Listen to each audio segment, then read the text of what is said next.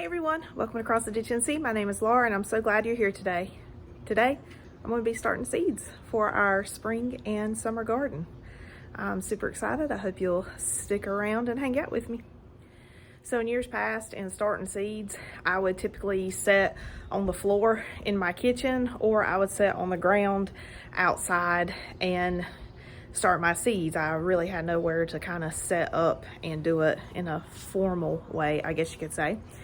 And it has seemingly been raining nonstop here. It has rained for the past 4 days, and it's rained on and off for the past 4 months, it seems.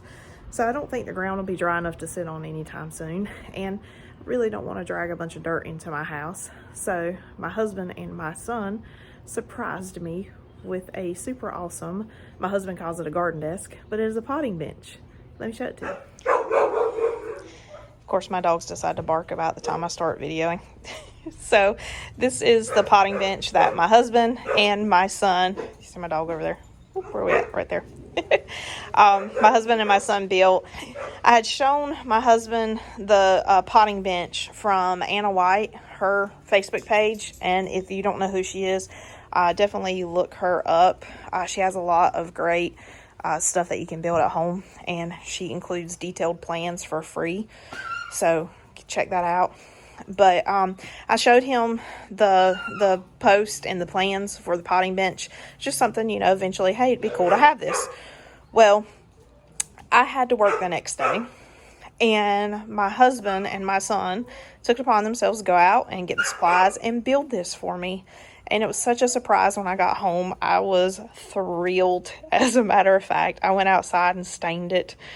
We moved it underneath the carport, and I stained it, and then it started raining, and I sat up all night going, oh no, did I make a mistake? But it did really well. So the original plans for the potting bench was just this area where you actually do the potting and stuff at. And then I'm going to screw some little hooks in up here so I can hang my garden tools. But I told my husband something I would love to add to it is, you know, if we had ever built it, which, like I said, he surprised me with it. I wanted to add this right here to the side of it. And this is, it's like a sifter. It's just some hardwire cloth that's been braced onto this. But I told him I wanted to add this into it because I would love to have an area where when I harvest vegetables and stuff, I can bring them here, rinse them off with the water hose, and the dirt and the water could fall down, and I didn't have to drag all that dirt and stuff into my house. So this would be a great place to clean it. But also, I can use this to sift dirt. So at the end of the growing season, when I'm dumping out the extra potting soil from my my nursery pots like this one, I can sift out any root systems or any weeds or stuff that may have been growing into it, and I can put a wheelbarrow or just a bigger bucket or something below it to catch all that dirt. So I have good clean soil to store and save for next season. But I think they did a fantastic job building this, and I'm so excited. And as you can tell, I've already been using it. Another cool thing about this garden bench is, our potting bench, is that it gives me a place to sit you guys while I'm working. So I am going to get ready to start the seeds for our spring and summer garden today. I am a little bit behind the 8 ball for the range for starting some of our things, but that's no big deal because a lot of that stuff can be direct sown and they'll grow just fine. The biggest benefit to seed starting is, if you have a short growing season for your garden, then you'll have a bit of a head start. So your plants will be a little bit mature getting them in the ground. And that's necessary for people who have short growing seasons, because some plants that take longer to grow may not have enough time to reach maturity and start producing before they start getting cold temperatures and frost hits. I'm blessed with where we live. We have a particularly long growing season, so getting a head start is not an absolute necessity. The biggest benefit for me starting seeds early is because I will have some more mature plants to go ahead and put in the ground when our last frost passes. and that way we will have produce sooner. It also helps with the succession planning because I will have my more mature plants put in the ground. They'll go ahead and finish growing and start producing food for my family while I direct sow some more seeds. So as the early plants begin to die off, the seeds that I direct sow into the ground once the last frost passed, then as the first ones start dying off, the new ones that I direct sowed will start producing, so we'll have a continuous supply of fresh food from our garden. All right, so how do you know when you need to start seeds? If you want to start seeds early, or if you need to start seeds early, you need to know when your first and last frost date is for your region. So where I live, our average last frost date is around April the 10th, though last year we had one middle of May, which was crazy late. But our average last frost date is April 10th, and our average first frost date is around Halloween, October 31st. So knowing that, I know my growing season is approximately 200-ish days long. So I can grow just about anything I wanted to for this region in that time frame by direct sowing. However, like I said, I do want to get a head start. So I'll have more mature plants in the ground. So I'm going to go ahead and get some stuff started today, so we'll have that little bit of a head start. But for you, where you live, just Google average frost dates and then put your zip code in, and it should give you your average first and last frost date for your region. And then to know how long your growing season is, if you have an iPhone, you can ask Siri, how long it is, or you can just, Google, how many days between April 10th and October 31st. I think mine is like 204 days. But that way you know your frost dates and you know how long your average growing season is. Now, when it comes to starting your seeds early, how do you know what to start first? Farmer's Almanac is a great resource. They have a planting calendar that can be very specific to your zip code.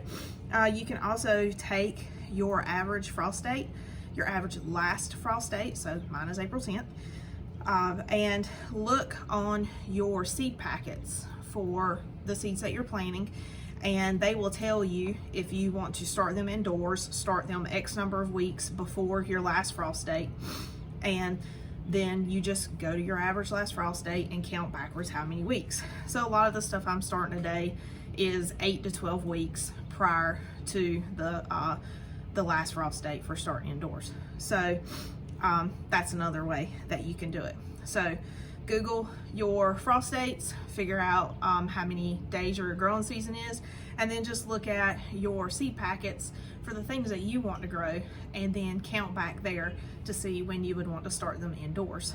Once again, for where I live, I can start stuff indoors, but also I can direct sow into the ground and shouldn't have any issues.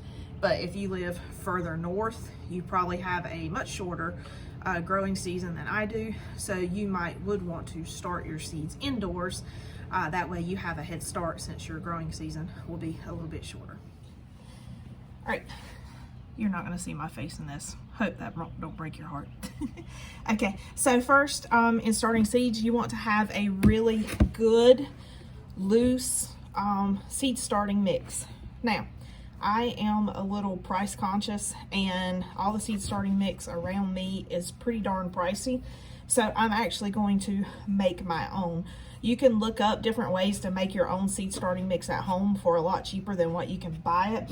I'm going to show you my approach to it, which is not 100% conventional, but a lot of people will use like cocoa coir, peat moss, some compost, and some perlite to make their seed starting mix. So it's light and fluffy. You don't want a heavy potting soil mix because it might, particularly if the seeds get pushed down a little bit too far, it might make the seeds a little bit too, make it a little bit too hard for the seeds to sprout. So you want to have kind of a light mix. Also, that retains water really good because you don't want your soil drying out completely when you are trying to germinate seeds. So what I'm going to do, I have some potting soil here, and I'm going to take some of that and mix it with coco coir and some perlite to make it nice, light, and fluffy. Now, coco coir,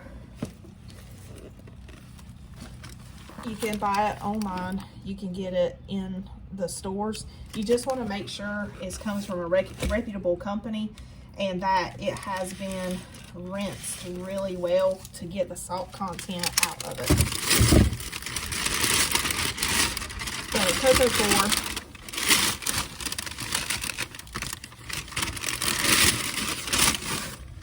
you can buy it loose or you can buy it in compressed bricks. The compressed bricks are actually a little bit cheaper. And this is just part of your coconut. You can see the fibers and stuff there. Obviously, I can't plant anything in this right now because it's a brick. So I'm going to put it in here, and I'm going to put water in it, and I'm going to let the water soak into it and saturate it and loosen those fibers up so it is workable.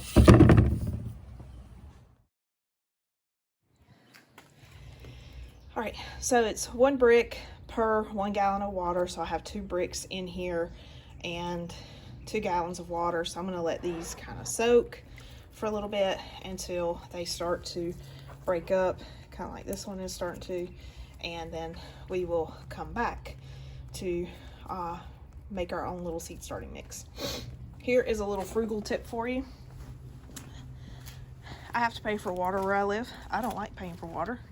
So take buckets, kind of like I have here, and watering cans, and they're, because we don't have gutters, I just set buckets kind of underneath our overhang of our roofing system to collect rainwater, and it works really well. I mean, we've had maybe a ½ inch of rain in the past 48 hours, but it has filled these 2 buckets up.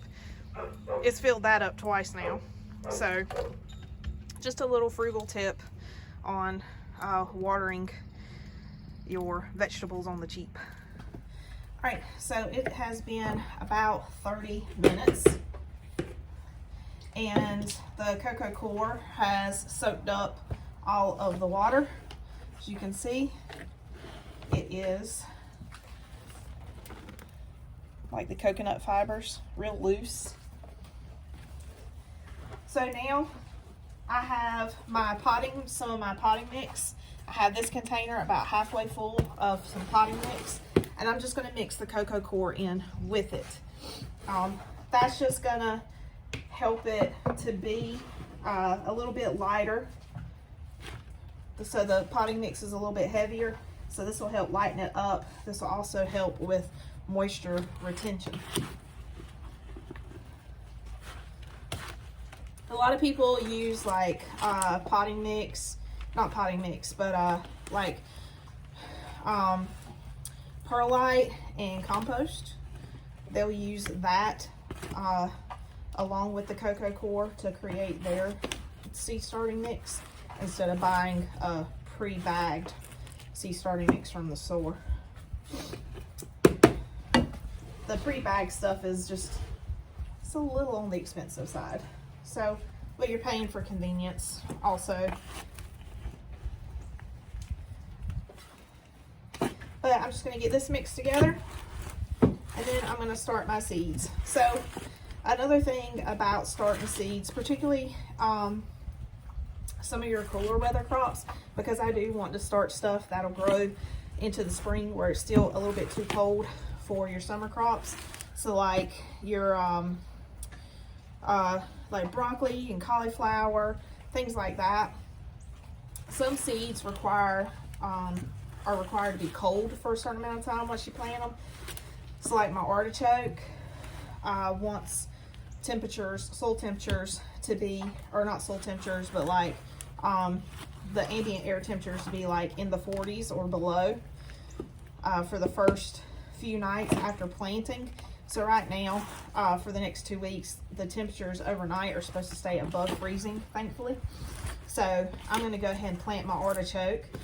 Strawberries, depending upon if you're using starts or seed, depending upon which one you use, some of them require to be cold for a certain amount of time before they'll germinate. And there's debate on whether or not lavender does. So I'm going to give it a go and just see. I'm actually going to start some lavender seeds and leave them outside where my cooler weather seeds will be. And then I'm going to have some of my lavender seeds inside on the heat mat. The heat mat obviously will speed germination, but I just want to see if the plants grow any differently between, you know, being on the heat mat versus being in the cold. So, all right, I think I got this mixed up pretty good. This. All right, so next I am going to start my seeds, which is as simple as putting dirt into whatever container I want my seeds to grow in, and giving them a little bit of water and putting them in the right temperatured area. So let's get that done. So the seeds that I'm going to start right now, I have laid out. I get my seeds from different places. These came from Tractor Supply. This is Baker Creek. I think I got these from Lowe's. M.I. Gardner, Baker Creek. I have some more in the house from Haas that I want to start also, but that'll be in a different video. And then my list of everything I want to start this weekend. But I have everything laid out. I have my labels laid out, so I don't have to worry about doing that while I am planting the seeds. So let's get started. Okey-doke. I think I'm going to do my strawberry seeds first. I have my seed starting mix here that I just did. I have some perlite behind you, which you can't see. I have a container of water and my containers that I want to use to put my seeds in. So you want to make sure you're starting with clean containers. I don't have a lot of area to plant strawberries. These will actually be in my little stacked Dollar Tree tiers. So I'm going to start them from seed right now, and then I'll transfer them in there once they start growing. But see if I can move you guys just a little bit closer. Oh, I am so sorry. Working on my camera skills still. So some people prefer to wet their seed start mix prior to putting them into the trays. I don't. I don't know. I just feel like I can better get it in here without wetting it. But just making sure when you start your seeds, you have a good loose soil to start with. I prefer to do this without gloves on, but it is so cold outside right now. I'm going to have my gloves on.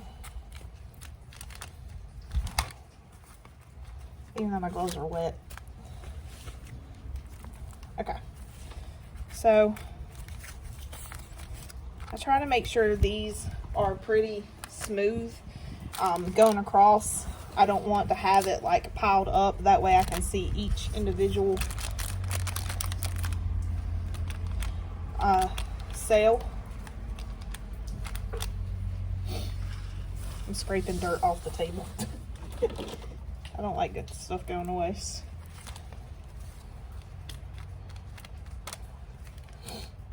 And I'm just going to kind of press it down in there pretty decently. I'm going to go ahead and put this into a big flat to hold the individual trays. Figure out where I put them.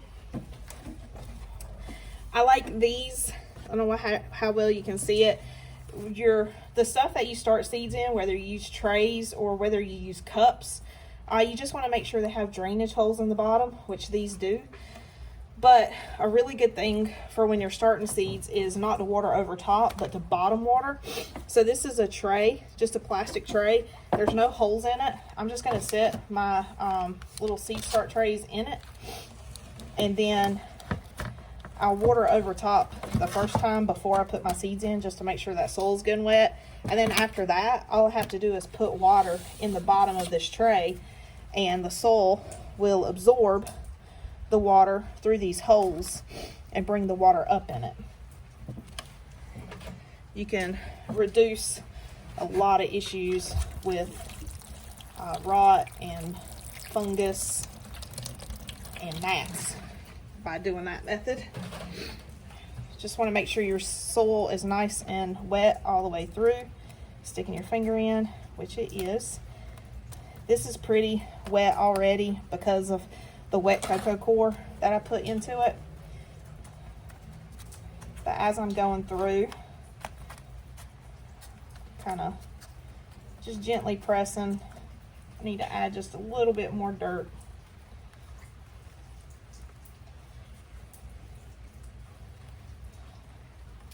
The rain is really starting to pick up. I don't know if y'all can hear it.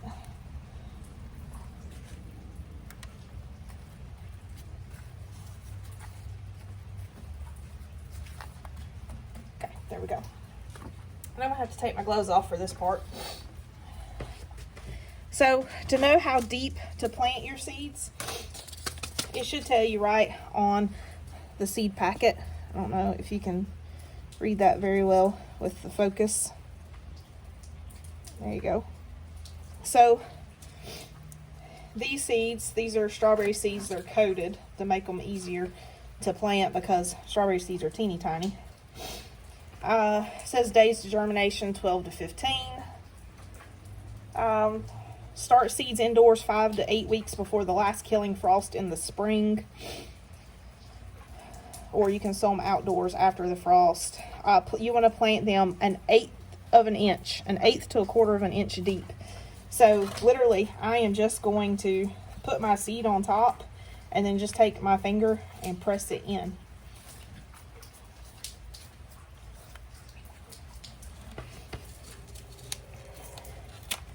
Try and do this without making a mess.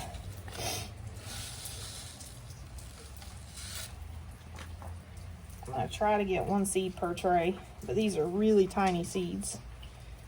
Or not tray, but per cell.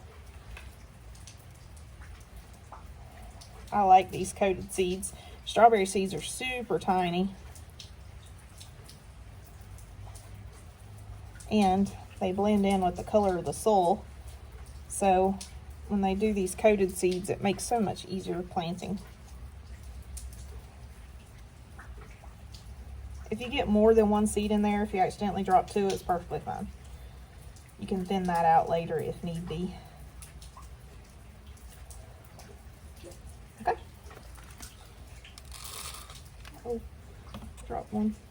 Drop it in here. And now I'm just going to take my finger and just gently press these guys into the dirt. I'm not going to really cover them. Just press them in gently. A lot of seeds like this don't require to be planted very deep.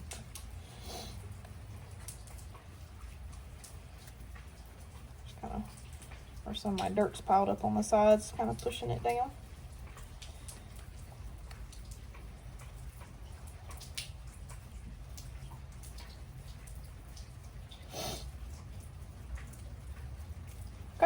And that's it. Water's plenty moist, so I am not going to worry about putting any more water in this right now. I will bottom water it later. And these seeds, everything I'm putting in this tray is going to stay outside because they don't mind being cool. They can germinate in the cool air. So I'm going to put these on my grow table that you've seen in previous videos outside. And then the other ones that require warmth, like my tomatoes and peppers, I'm going to take them in. So next up, I'm going to plant my lavender, my thyme, my cilantro. I'm going to plant some baby bok choy. Never grown that before. Super excited to try it. I'm going to get my artichoke and my mint started as well.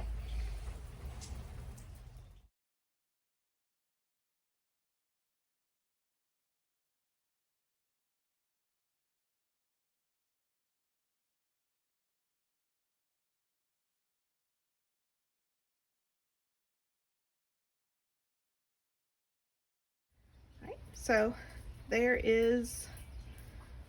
are my plants. And these will stay outside. I have my grow table set up outside. They'll be out of the elements. they'll be able to be cool. I have a heat mat if I see that I need to start putting heat on it. But for now, these guys will stay outside. However, I am in this process planting some strawberry seeds. Let me go to this side in my green stalk. See if I can do this one-handed, because one of the intents of having the green stalk, I wanted to have strawberries growing out of it. So I am planting some seeds in here, so hopefully we will have some goodness in a few months. I do want to show you the green stalk and how well it is doing. We've been eating some of the little heads of lettuce. I had a couple that have died. Some of them weren't in the best condition when they got planted in here, but other stuff is doing reasonably well. Things are slow growing. These are doing well. Everything else is pretty slow growing because it is so cold right now. Ignore my pumpkins in the background. Alright, so like I said, I have all my seeds planted. Everything's been watered in really well. I am going to bottom water these. I'm not going to put much because the soil is pretty damp already, but I'm just going to put a little bit in case I get busy over the next few days and forget to come out here. Pull this guy out. But to bottom water, I'm just going to put a little bit of water in the bottom of this tray. Not a whole lot, but just enough that dirt, if it starts to dry out, can pull that moisture up into it. So the next thing I'm going to do is, I've never done this before, but I've been really reading up on a lot of stuff, trying to do some research on how I can further improve my germination rates and my seed starting. And one thing I'm seeing is a lot of people are using perlite, which, if you wonder what perlite is, anytime you use potting soil, you see those little white beads in there. That's what perlite is. It's really dusty stuff. But one thing I'm seeing a lot of people doing is putting just a little bit of perlite on top of their seed trays. This helps control moisture loss. It can help with the reduction of fungus and like fungal gnats getting to them. This stuff is super dusty. You do not want to use it inside, like when you're putting it on your trays. But you just want to put a generous little coat on top. This is my first time doing this. I'll let you know how it goes. I've seen a lot of people have had a lot of really good success with it. So it don't hurt to try, right? Gardening can be one big old science experiment if you let it be. And I like science experiments sometimes. I might put just a little bit more up here, but there we go. So hopefully that'll keep from moisture evaporating out too quickly, which I don't feel like we have to worry about that too much with as cool as it is. But it can also help prevent fungus and stuff growing, by what I'm told. We'll see. But this is, I dropped it. I got this off of Amazon. You can see it to the side. It's an organic perlite. So this, I think this was like 12 bucks. And it's a huge bag. It is a huge bag. So I literally used, you can't even tell I even used it out of the bag. That's how much is in this bag. So I have my perlite on top. This is not necessary. Like I said, this is just something I'm trying. I'm hearing a lot of people say that this helps with some moisture issues. So I'm going to give it a go and just see what happens. So you have your seeds planted, they're watered in. What do you do next? Like I mentioned earlier, if they require warmth to germinate, so that's like your cucumbers, your squash, your tomatoes, peppers, things of that nature, your true summertime vegetables, you're gonna want to put them on a heat mat or either have them in a really warm area of your home. Where I live right now, it's too cold outside for stuff like that to germinate. However, this stuff right here, because these are, these will do fine in the cool weather. These will stay outside on my grow table, which I'll show you in just a minute, and they will germinate there.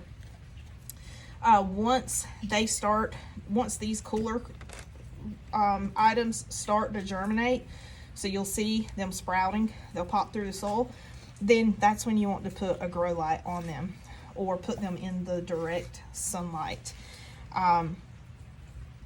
You don't want to have like a passive sunlight, like through a dimly lit window or anything, because they'll get really leggy, they won't be strong, and they might die. So you want to have full sun on them or a grow light on them for at least like 10 hours, 10 to 12 hours, if not more, a day. So mine, I usually turn my grow light on in the morning around 8 o'clock or so, and then I will turn it off at night around 8 p.m. So I keep my grow light on about 12 hours. But I'm not going to turn my grow light on until I see my seeds sprout. They don't need light to germinate. They only need light when the seeds actually sprout, they germinate, and they pop out of the ground.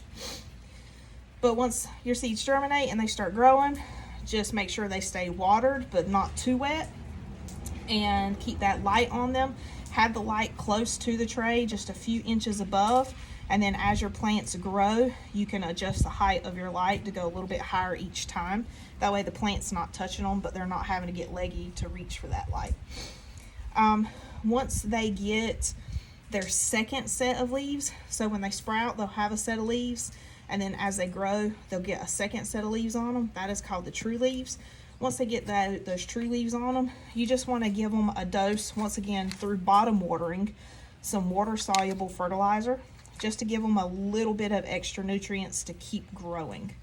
And then once your frost date passed, then you can transplant them into the ground. Unless it's a plant that's perfectly cool with being in the frost, like kale.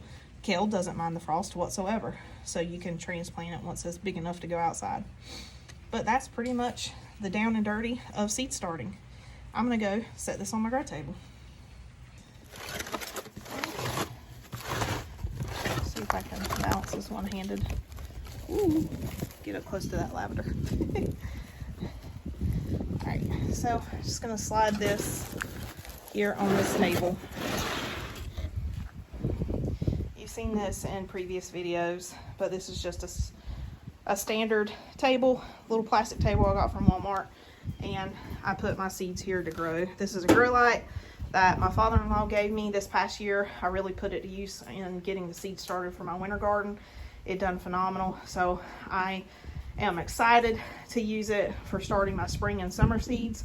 I also have a grow light set up inside that I'll show you in a future video, using a shop light that I'm going to use on my warmer, my vegetables that require heat to be germinated. But that's pretty much it for the down and dirty seed starting.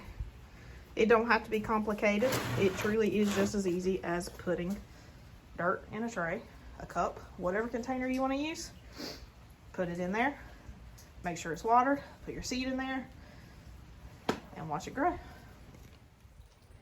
Well, that's it. Like I said, that is the down and dirty of seed starting. It doesn't have to be anything difficult. It don't have to be complicated.